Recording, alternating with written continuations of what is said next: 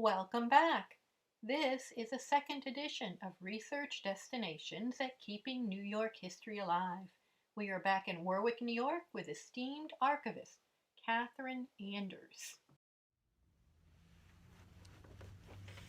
Hello, I am Bonnie Wood of Keeping New York History Alive. And I'm Cathryn Anders. I volunteer as the archivist for the Historical Society of the town of Warwick, New York. We are here today discussing Warwick history. The Historical Society was founded in 1906, and it was the result of members of several of the old families in the village coming together and saying, we have all sorts of memories and items that should be preserved, and we need a organization to do that, and we need to write these memories down and keep them in a logical fashion. And they started collecting virtually as soon as they started meeting, but did not have a place to actually keep the records that they were collecting or the objects that they accumulated.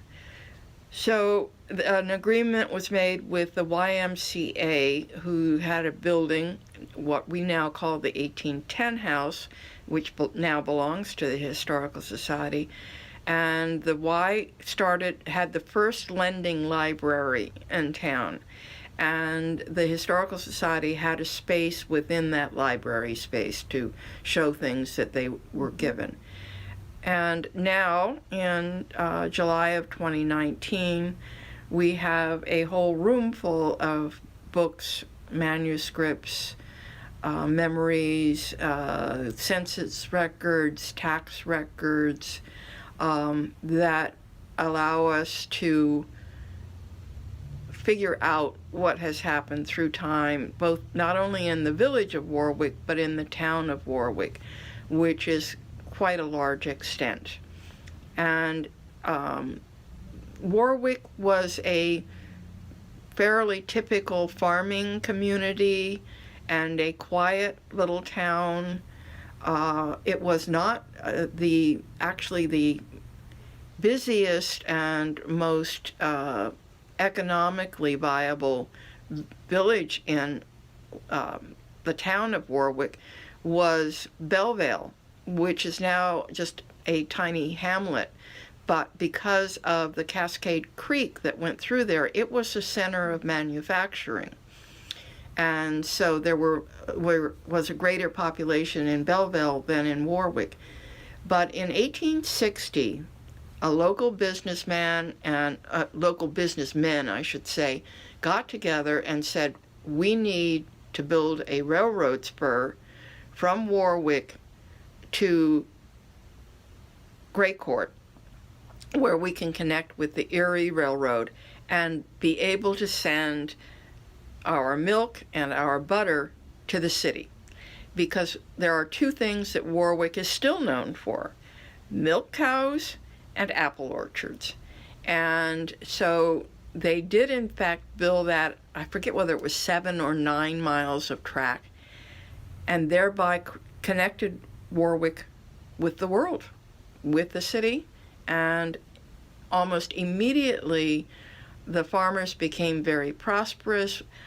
We, in the collections at the Historical Society, we have a silver medal from, I believe it's 1860, for Warwick butter.